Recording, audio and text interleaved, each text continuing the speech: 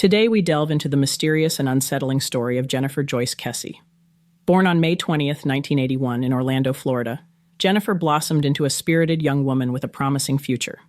A graduate of Vivian Gaither High School in Tampa, Florida, she pursued her education at the University of Central Florida in Orlando, earning a degree in finance in 2003.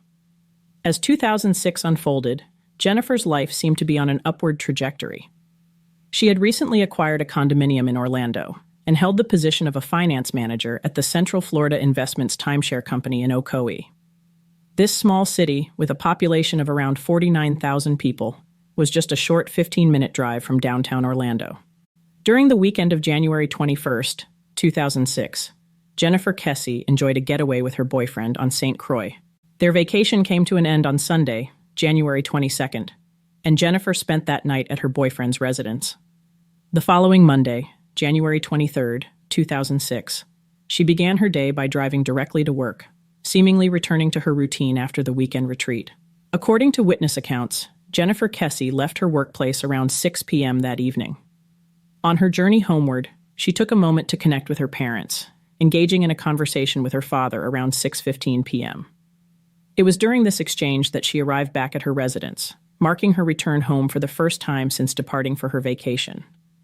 As the night wore on, Jennifer and her boyfriend exchanged phone calls, bidding each other goodnight around 10 p.m., unaware of the darkness that loomed ahead. The following morning brought an unsettling twist to Jennifer Kesse's routine. Her boyfriend, noticing the absence of the usual call or text before she left for work, a habit she maintained meticulously, grew concerned. Attempting to reach her, he dialed her number, only to find it going straight to voicemail. Initially attributing it to a meeting she had mentioned, he persisted in trying to contact her without success. By 11 a.m., Jennifer's employer, recognizing her absence at work, took the initiative to contact her parents. Alarmed by the situation, Jennifer's parents embarked on a 2-hour drive from their home to hers. Simultaneously, they reached out to her boyfriend, sharing the distressing news that Jennifer had not shown up for work. The ordinary rhythm of their lives was abruptly disrupted, and an air of concern began to envelop those close to Jennifer. As Jennifer's parents made their way to her home, they took the proactive step of contacting the manager of her condominium, requesting him to check her residence using a spare key. The manager reported that everything seemed normal inside, but notably, Jennifer's car was missing from its usual spot. By 3:15 p.m., Jennifer's parents reached her condo, where they made a perplexing discovery. Inside, they found evidence suggesting that she had gone through her morning routine. A wet towel, laid-out clothes, and other signs indicated that she had showered, dressed, and prepared for work that day. As the realization of her unexplained disappearance set in, friends and family rallied together, distributing flyers about Jennifer. The Orlando Police Department took swift action, organizing search parties on foot, horseback, by boat, helicopter, car, and ATV, intensifying efforts to unravel the mystery surrounding Jennifer Kesse.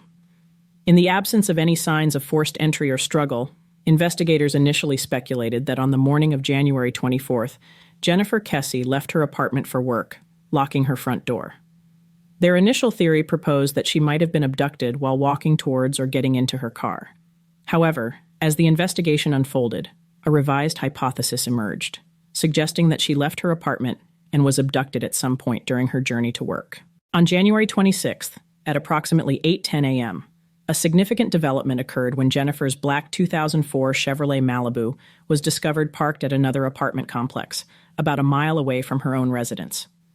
The discovery ignited excitement among investigators, as several hidden cameras at the new location captured footage of the part of the lot where the car had been parked and the exit. The surveillance footage revealed that around 12 noon on Monday, January 23rd, an unidentified person of interest dropped off Jennifer's vehicle at the apartment complex.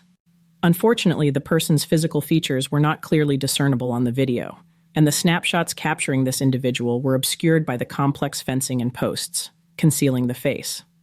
This led to the suspect being dubbed the luckiest person of interest ever by a journalist. Despite efforts to enhance the video, including assistance from the FBI and even NASA, the best available images of the suspect were still insufficient for identification.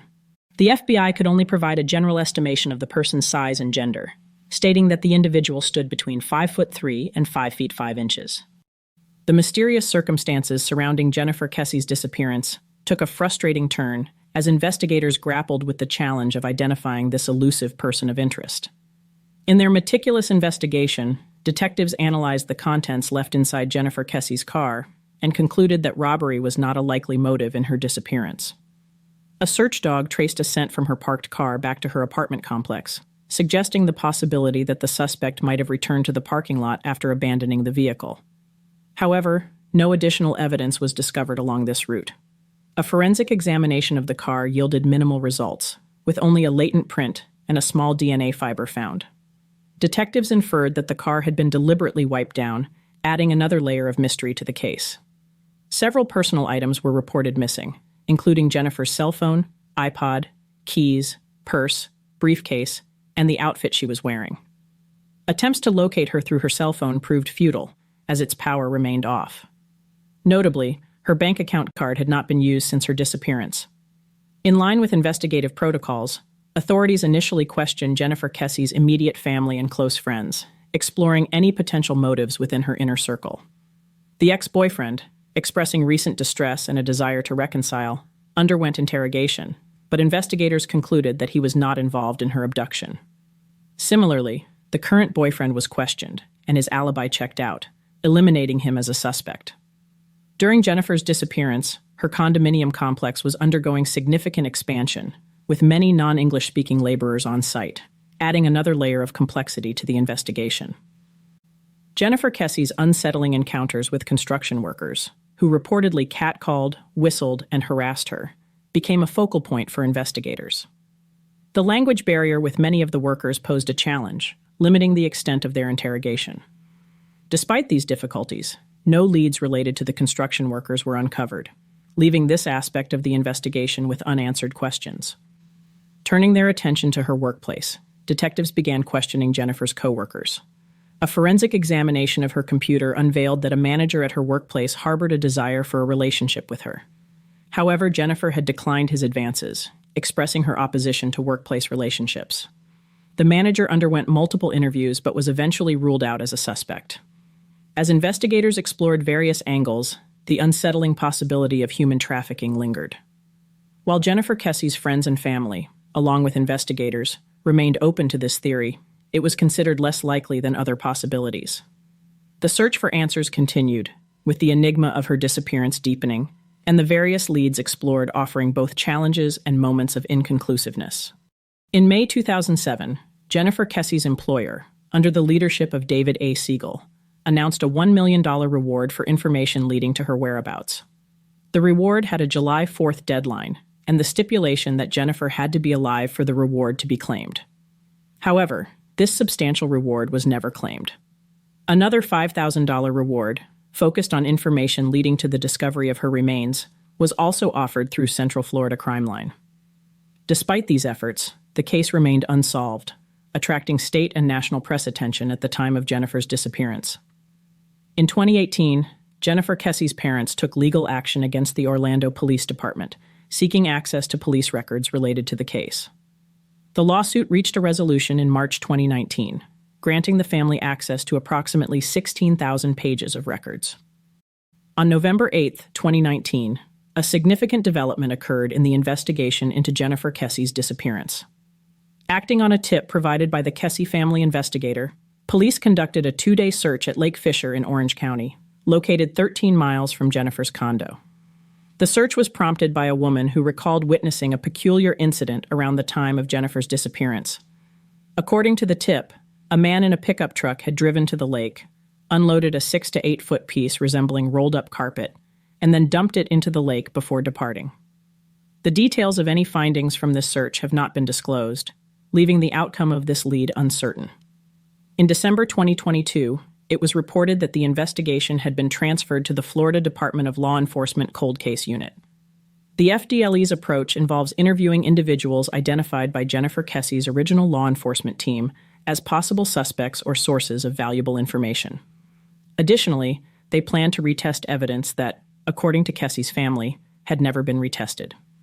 Despite these ongoing efforts, Jennifer Kesse is still classified as missing and endangered by multiple law enforcement agencies, including the Orlando Police Department, FBI, Orange County Sheriff's Office, NCIC, NCMA, and Interpol. Her name continues to be listed on the FBI's most wanted/missing persons list, underscoring the persistent determination to unravel the mystery surrounding her disappearance and bring closure to her family and loved ones. In a recent interview with Yahoo News, Drew Kesse, Jennifer's father, said, "We have great hope that we will someday locate Jennifer, and I hope it's within my lifetime. I mean, I don't have too much longer left. It blows my mind at this point," he said of a lack of answers in the case, adding that he's sure law enforcement is trying their best, but he'd like them to walk in his family's shoes for 1 year. If you have any information regarding Jennifer Kesse's disappearance, authorities encourage you to reach out to the Find Jennifer Kesse Facebook page or contact the Florida Department of Law Enforcement at 1-888-356-4774. Your assistance could be crucial in shedding light on this unresolved mystery and bringing closure to Jennifer's family and loved ones.